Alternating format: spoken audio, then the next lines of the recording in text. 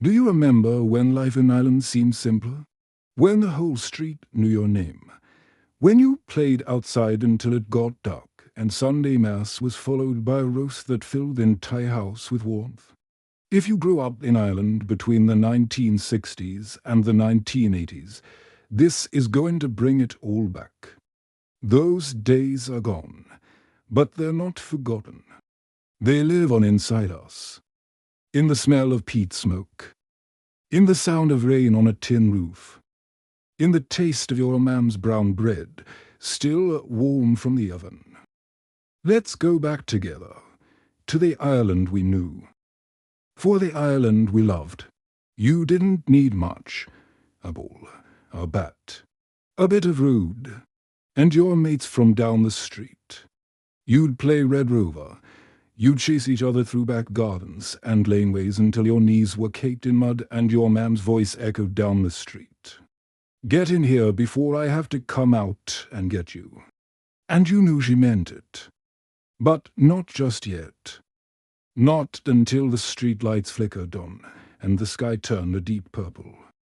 Those were the rules. And every single night felt like pure freedom. There is no smell in the world quite like the smell of peat smoke rising from a chimney on a cold evening. You'd be walking home from school and you could smell it before you even turned the corner. That sweet, earthy scent that meant warmth. That meant you were home. You'd burst in the door, frozen from the rain, and plant yourself in front of the fireplace with your hands stretched out. Your mam would make the tea strong hot, in a proper mug. And for a little while, nothing else in the world mattered. Sunday mornings meant one thing, Mass. You'd be sitting there in the pew, in your best clothes, trying not to fidget while the priest droned on and the smell of incense filled the air. But you didn't really mind, because you knew exactly what was waiting for you at home. The Sunday roast, beef or lamb, spuds roasted until they were golden and crispy, cabbage, and gravy. The whole house smelled like heaven. Everyone would sit round the table. No telly on. Just talk, and slacking, and laughter. Your mam fussing over everyone. Your dad carving the meat. It was the meal of the week. And it always tasted of love. 6 o'clock. The Angelus bells would ring out on our tea. And for a minute, the whole country just stopped. Then, the news would come on. And after that, whatever else was on. We had 2 channels. Maybe 3, if you were really posh. But it was enough. The Late Late Show on a Friday night. Bosco for the kids. GLENROE. The Reardons. Everyone watched the same things. And on Monday morning in the schoolyard, everyone talked about what they'd seen. That was our internet. That's how we were all connected. You'd save up your few pennies all week long.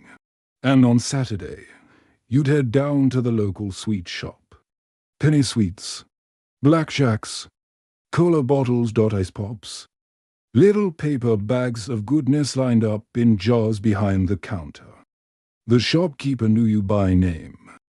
They knew your mam. And sometimes they'd slip you an extra chew if you were good. You'd walk out of there with a sticky paper bag, even stickier fingers, and a grin that lasted the entire day. It really didn't take much to make us happy back then. You walk everywhere, rain or shine. You walked to school. You walked to your friend's house. You walked to the shops, to Mass, to the football pitch. Was it lashing rain? You walked. Was it blowing a gale? You walked. Was there snow on the ground? You kept on walking. You didn't complain. You just pulled your coat a bit tighter and got on with it. And somehow, you survived. No lifts in the car. No complications. Just your own defeat and the Irish weather, which never, ever failed to remind you who was boss. Your M.A.M. made the bread. Brown soda bread, fresh every couple of days.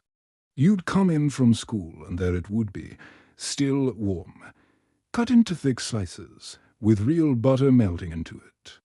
And tea. There was always tea, strong enough for a spoon to stand up in it. You drank it morning, noon, and night. It solved everything. Had a bad day at school? Have a cup of tea. Freezing cold and soaked from the rain. Cup of tea. Something to celebrate. You celebrated with a cup of tea. It was the cure for all ills. The pub wasn't just a pub. It was the heart of the community. Your DA would head down on a Friday night. The men would play darts, tell stories, have a sing-song. Sometimes there was a fiddle, sometimes a bodhrán. And if you were a kid, you'd sit on the step outside with a bottle of red lemonade and a packet of Tato, listening to the laughter spilling out the door. It was community. It was tradition. It was Ireland. If you wanted to see your friend, you knocked on their door. Is Mary coming out to play? And if she wasn't home, you'd try next door, or the house after that. You made plans by talking, face to face. No texting, no calling ahead. You just showed up, and somehow it always worked. You'd always find each other. And when you did, the day was yours for the taking. It wasn't just your M.A.M. and Dad who raised you. It was the entire street. The neighbor who'd give out to you if you were being cheeky. The woman in the shop who'd tell your M.A.M. if she saw you buying sweets instead of a loaf of bread. The teacher who'd known your family for 3 generations.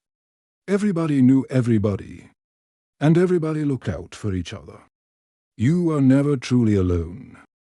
You were part of something bigger. You were part of Ireland. Those days won't come back, but they'll never really leave us, either. They're there in every cup of tea we make, in every smell of rain on the tarmac, in every memory we share with a friend. We didn't have much, but we had everything that mattered: family, community, love, and a childhood. Truly worth remembering. If this brought back some good memories, please share it with someone who grew up in Ireland just like you did.